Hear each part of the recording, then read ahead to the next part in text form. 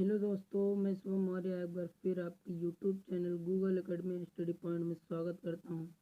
दोस्तों, आज मैं इंग्लिश रीडर का पोट्री का लेकर आया हूं लेसन 2, जिस चैप्टर का नाम है द साम ऑफ लाइफ, यानी कि दोस्तों जीवन का भजन। दोस्तों, जिसके राइटर हैं H.W. लॉन्गफेलो, जिनका जन्म 1807 ईस्वी में हुआ था और क्या कहते हैं और इनकी मृत्यु 1882 में हुई थी।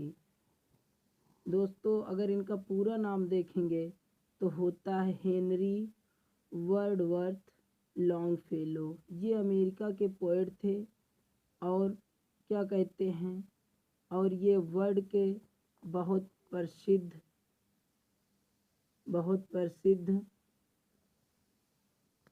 लेखक थे। देर न करके दोस्तों वीडियो को स्टार्ट करते हैं। हमारा है क्या कहते हैं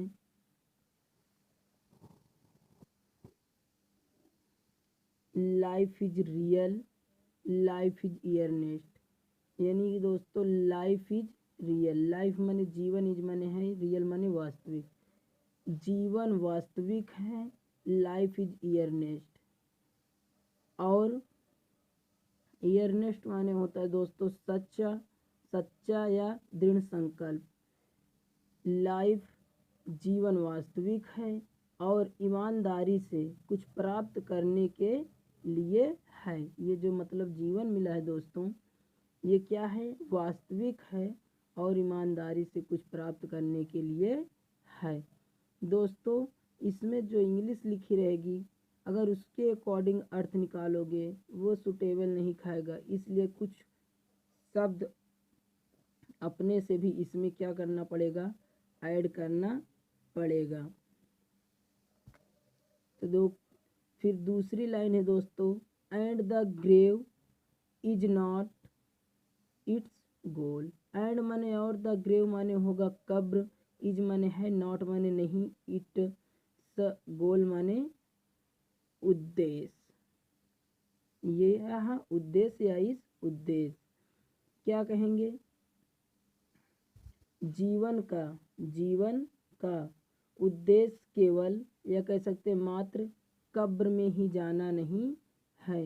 यानी कि दोस्तों ये जीवन मिला है तो कुछ करना है, ना कि केवल इसका एक गोल है जब तक जीवित हैं उसके बाद तो कब्र में ही जाना है।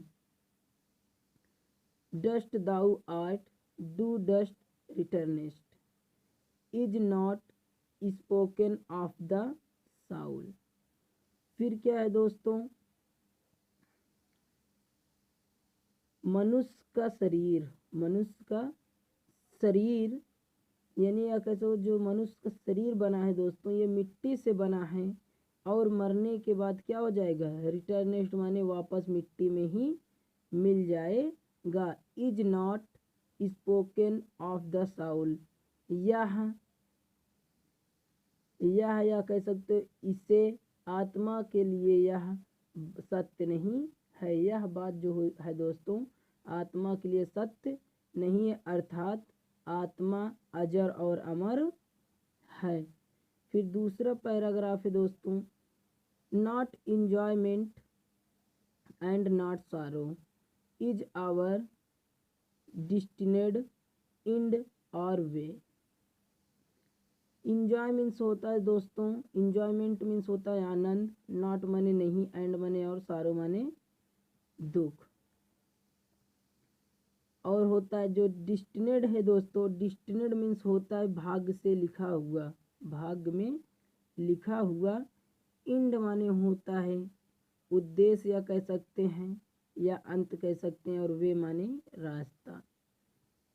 कहेंगे दोस्तों आनंद और दुख भोगना ही हमारे जीवन का अंतिम उद्देश्य या मार्ग नहीं है।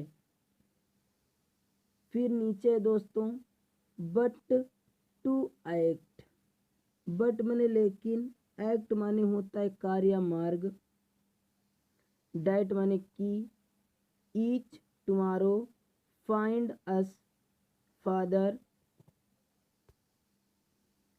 Finds us farther than today. कहेंगे आगे है दोस्तों, ईच टुमारो, ईच टुमारो और होता है दोस्तों फादर मीन्स होता है दोस्तों क्या कहते हैं, उन्नति के मार्ग पर।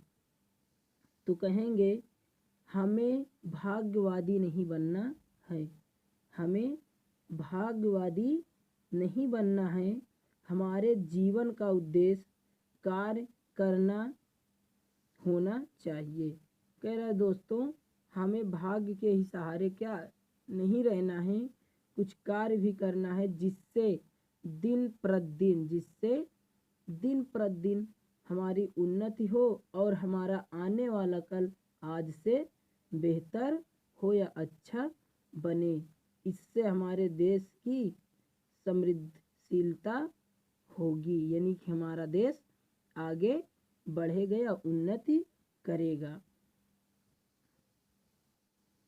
देखेंगे दोस्तों तीसरा वाला क्या है, in the words broad field of battles, in the विवेस ऑफ लाइफ।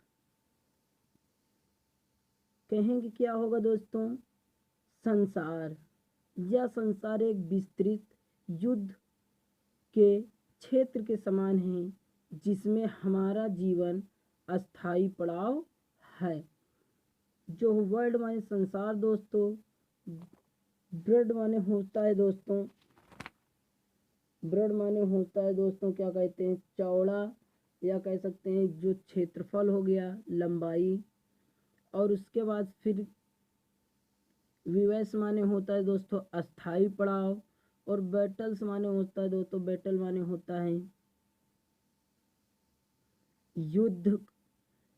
तो जो ये संसार है दोस्तों ये एक विस्तृत युद्ध के क्षेत्र के समान है जिसमें हमारा जीवन एक अस्थाई पड़ाव है।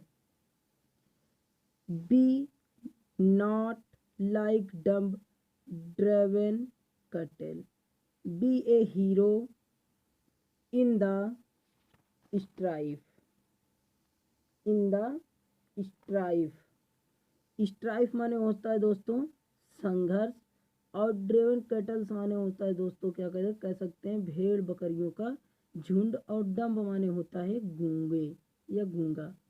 तो नीचे वाली लाइन से दोस्तों क्या करेंगे, इसका अर्थ निकलेगा, क्या कहेंगे, यह संसार, या कह सकते हैं यहाँ हमारा संपूर्ण जीवन, यहाँ हमारा संपूर्ण जीवन संघर्षों से भरा हुआ है, अतः हमें गूंगे या भेड़ बकरियों का जीवन भी नहीं जीना चाहिए।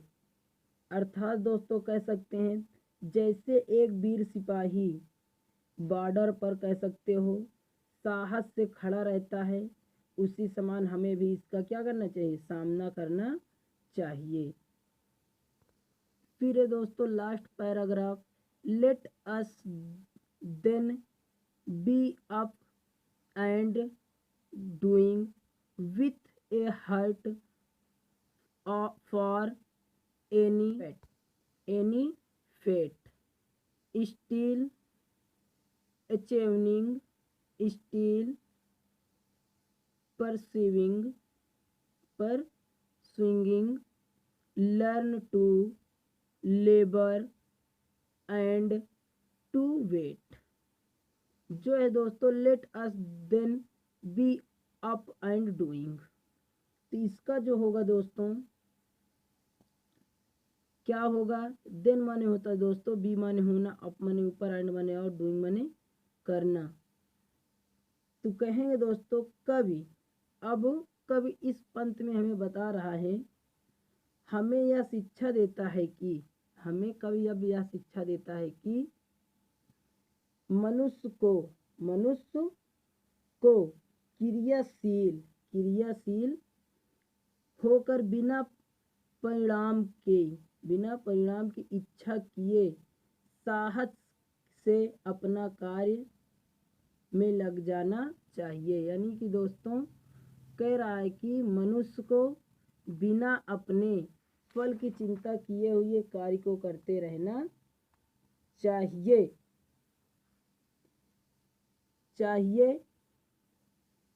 स्टिल माने होता है दोस्तों शांत। फिर अचीविंग टू द लेबर।